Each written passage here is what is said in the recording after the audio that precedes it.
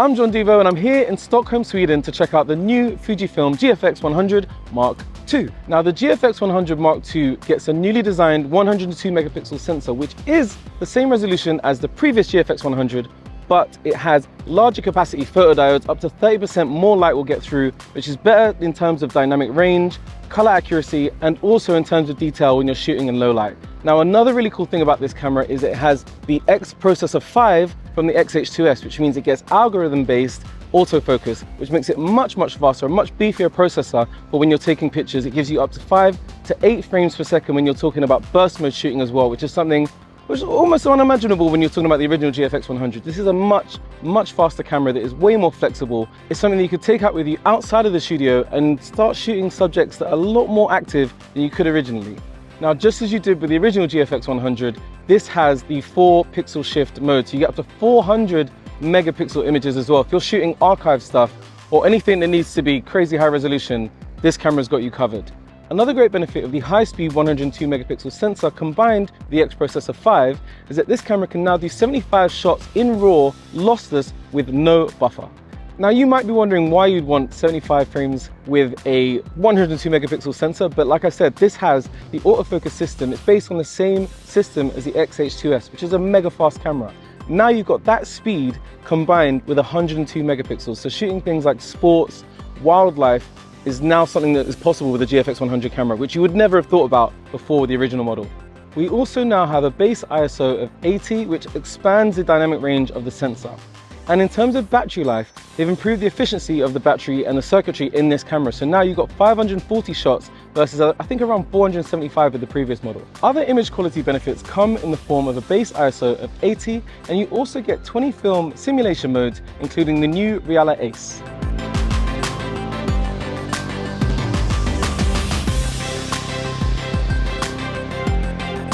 Now this isn't a camera that's designed primarily for video, but because it has an all-new sensor and a much better processor, it can do video, and it's no slouch. You can get up to 4K 60 with this camera and also 8K at 30 frames per second. But that also means because you've got such a large image circle, you can do all sorts of different crops for this kind of camera. You can adapt it for your anamorphic lenses, you can adapt it for 35mm lenses.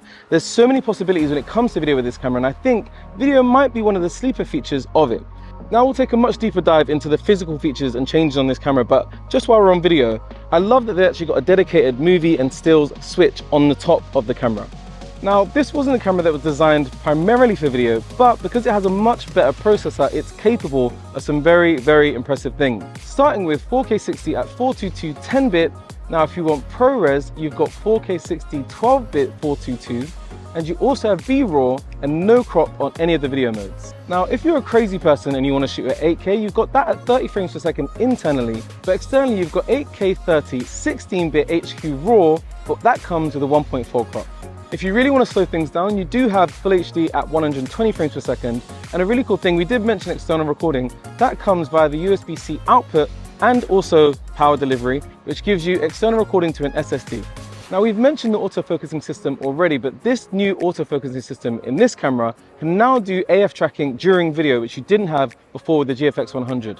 And if you want to get the most out of the dynamic range from this sensor, you can shoot in F-Log, and this camera does deliver 13 slots of dynamic range. Now, due to the high-speed sensor and a processor that we've already seen can deliver 15 milliseconds for your rolling shutter with the XH2S, this camera is going to be much better when you're moving and panning from side to side.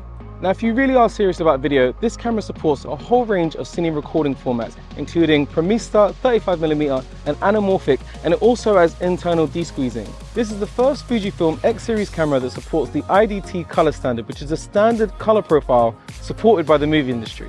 In terms of monitoring, it has a host of video recording assist tools, such as waveform monitoring.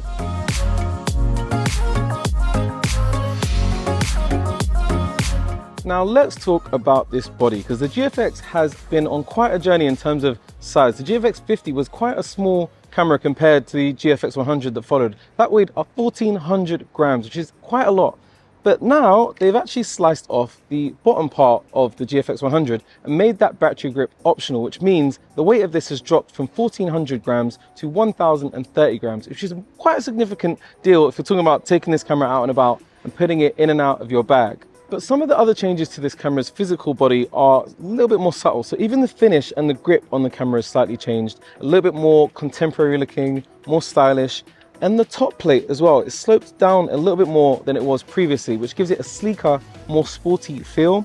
There's some more customizable buttons on the front here, and there's some customizable buttons along the top as well. In terms of card slots, we now have CF Express Type B and an SD card slot, so you've got both options there. So your cheaper media and your faster, more expensive media.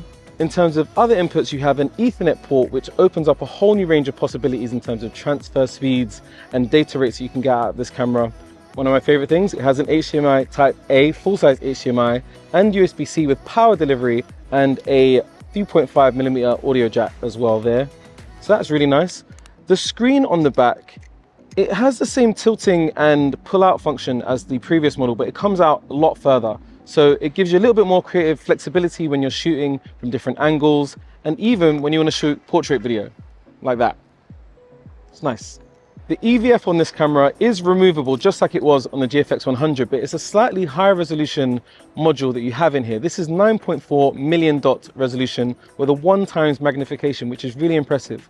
But you can drop that magnification to 0.77 times, and then you get a much faster refresh rate, which I think is equivalent to 120 frames per second. It's worth mentioning that even though the removable EVF, like I said, is similar to one you had on the GFX100, it's not compatible with that original camera because the processor that's required to power a 9.4 million dot EVF is in this one, the new model. So you can't use this on the previous camera. Alongside the announcement of the GFX100 Mark II, we have a new 55mm f1.7 lens. It is a really nicely constructed lens. It feels really beefy and solid, well made, and the focus ring is crazy smooth. And then you also have a clickable and declickable aperture ring as well. Internally, it's 14 elements in 10 groups and an 11 rounded diaphragm blade, which should give you really silky, buttery bokeh for your background blur.